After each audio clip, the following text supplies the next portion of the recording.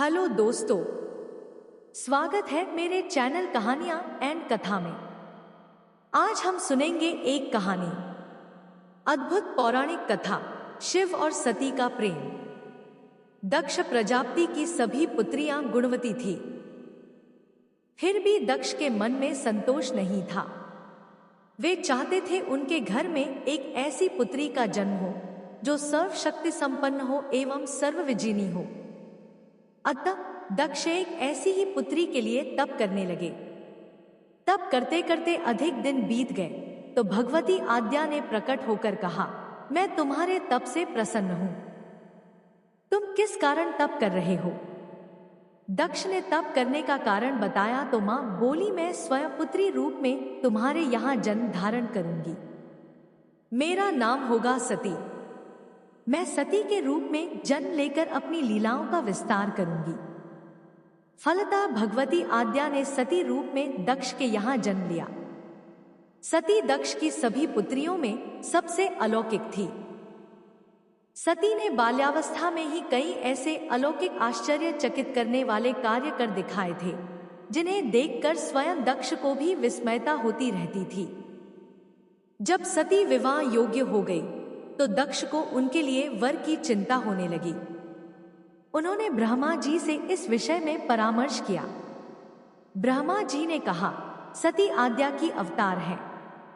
आद्या आदि शक्ति और शिव आदि पुरुष हैं। अतः सती के विवाह के लिए शिव ही योग्य और उचित वर है। दक्ष ने ब्रह्मा जी की बात मानकर सती का विवाह भगवान शिव के साथ कर दिया। सती कैलाश में जाकर भगवान शिव के साथ रहने लगी। भगवान शिव के दक्ष के दामाद थे, किंतु किसी वजह से दक्ष के हृदय में भगवान शिव के प्रति बैर और विरोध भाव पैदा हो गया। एक बार देवलोक में ब्रह्मा ने धर्म के निरूपण के लिए एक सभा का आयोजन किया था। सभी बड़े बड़े देवता सभा में एकत्र हुए। भगवान शिव भी इस सभा में बैठे थे। सभा मंडल में दक्ष का आगमन हुआ। दक्ष के आगमन पर सभी देवता उठकर खड़े हो गए, पर भगवान शिव खड़े नहीं हुए। उन्होंने दक्ष को प्रणाम भी नहीं किया। फलतः दक्ष ने अपमान का अनुभव किया। केवल यही नहीं, उनके हृदय में भगवान शिव के प्रति ईर्ष्या की आग जल उठी। वे उनसे बदला लेने के लिए समय और अवसर की प्रतीक्षा करने लगे। एक बार सती और शिव कैलाश पर्वत पर बैठे हुए परस्पर वार्तालाप कर रहे थे। उसी समय आकाश मार्ग से कई विमान कनखल की ओर जाते हुए दिखाई पड़े। सती ने उन विमानों को दिखकर भगवान शिव से पूछा, प्रभो, ये सभी विमान किसके हैं और कहाँ जा रहे हैं? भगवान शकन ने उत्तर दिया, आपके पिता ने बड़े यज्ञ का आयोजन किया है। समस्त देवता और देवांगनाएं इन विमानों में बैठकर उसी यज्ञ में सम्मिलित होने के लिए जा रहे हैं। इस पर सती ने दूसरा प्रश्न किया, क्या मेरे पिता ने आपको यज्ञ में सम्मिलित होने के लिए नहीं बुलाया? भगवान शंकर ने उत्तर दिया, आपके पिता मुझसे बैर रखते हैं, फिर वे मुझे क्यों बुलाने लगे? सती मन ही मन सोचने लगी, फिर बोली, यज्ञ के इस अवसर पर अवश्य मेरी सभी बहनें आएंगी। उनसे मिले हुए बहुत दिन हो गए। यदि आपकी अनुमति हो तो मैं भी अपने पिता के घर जाना चाहती हूँ। यज्ञ में सम्मिलित हो लूंगी और बहनों से भी मिलने का सुअवसर मिलेगा। भगवान शिव ने उत्तर दिया, इस समय वहां जाना उचित नहीं होगा। आपके पिता मुझसे बैर रखते हैं, हो सकता है वे आपका भी अपमान करें। बिना बुलाए किसी के घर जाना उचित नहीं होता है। इस पर सती ने प्रश्न किया, ऐसा क्यों? भगवान शिव ने उत्तर दिया, विवाहिता लड़की को बिना बुलाए पिता के घर नहीं जाना चाहिए, क्योंकि विवाह हो जाने पर लड़की अपने पति की हो जाती है। पिता के घर से उसका संबंध टूट जाता है।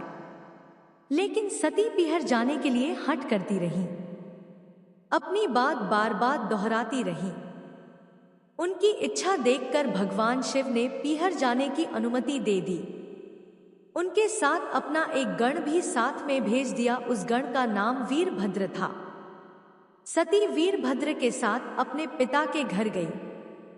घर में सती से किसी ने भी प्रेम पूर्वक वार्तालाप नहीं किया।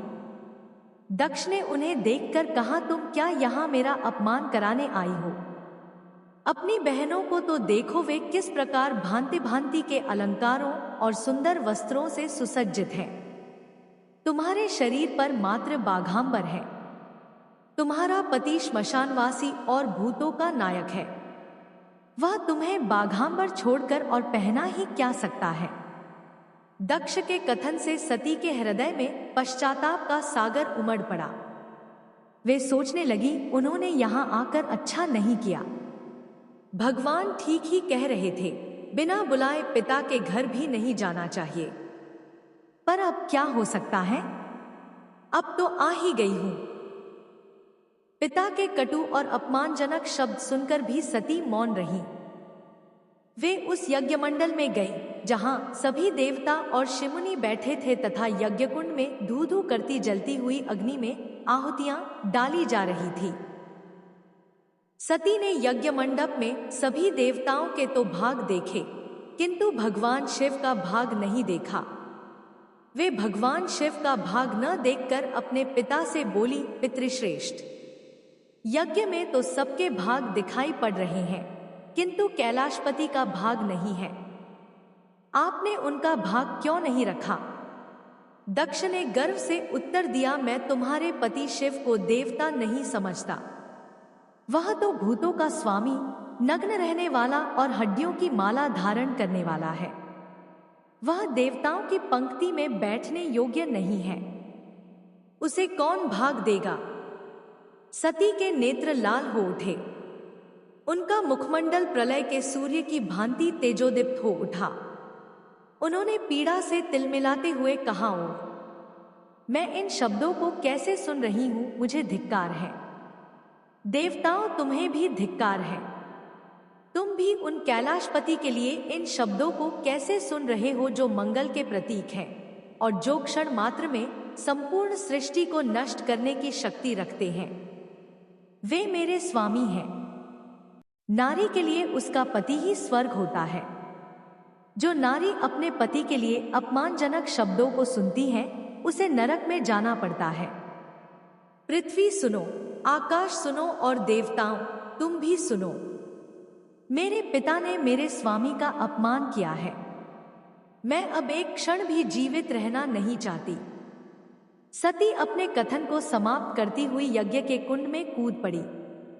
जलती हुई आहुतियों के साथ उनका शरीर भी जलने लगा। यज्ञ मंडप में खलबली पैदा हो गई। हाहाकार मच गया। देवता उठकर खड़े हो गए। वीरभद्र क्रोध से कांप उठे। वे उछल उछलकर यज्ञ का विध्वंस करने लगे। यज्ञ मंडप में भगदड़ मच गई। देवता और शिमुनि भाग खड़े हुए। वीरभद्र ने देखते ही देखते दक्ष का मस्तक काटकर फेंक दिया। समाचार भगवान शिव के कानों में भी पड़ा। वे प्रचंड आंधी की भांति कनखल जा पहुंचे। सती के जले हुए शरीर को देखकर भगवान शिव ने अपने आप को भूल गए। सती के प्रेम और उनकी भक्ति ने शंकर के मन को व्याकुल कर दिया। उन शंकर के मन को व्याकुल कर दिया जिन्होंने काम पर भी विजय प्राप्त की थी और जो सारी सृष्टि को नष्ट करने की क्षमता रखते थे। वे सती के प्रेम में खो गए, बेसुध हो गए। भगवान शिव ने उन्मत्त की भांति सती के जले हुए शरीर को कंधे पर रख लिया। वे सभी दिशाओं में भ्रमण करने लगे। शिव और सती के इस अलौकिक प्रेम को देखकर पृथ्वी रुक गई, हवा रुक गई, जल का प्रवाह ठहर गया और रुक गईं देवताओं की सांसें। सृष्टि व्याकुल हो उठी। सृष्टि के प्राणी पुकारने लगे, त्राहिमाम, त्राहिमाम। भयानक संकट उपस्थित देखकर सृष्टि के पालक भगवान विष्णु आगे बढ़े। वे भगवान शिव की बेसुधी में अपने चक्र से सती के एक एक अंग को काट काट कर गिराने लगे। धरती पर 51 स्थानों में सती के अंग कटकट कर गिरे। जब सती के सारे अंग कटकर गिर गए तो भगवान शिव पुनः अपने आप में आए। जब वे अपने आप में आए तो पुनः सृष्टि के सारे कार्य चलने लगे। धरती पर जिन 51 स्थानों में सती के अंग कट कट कर गिरे थे, वे ही स्थान आज शक्तिपीठ माने जाते हैं। आज भी उन स्थानों में सती का पूजन होता है, उपासना होती है। धन्य था शिव और सती का प्रेम। शिव और सती के प्रेम ने उन्हें अमर और वंदनीय बना दिया।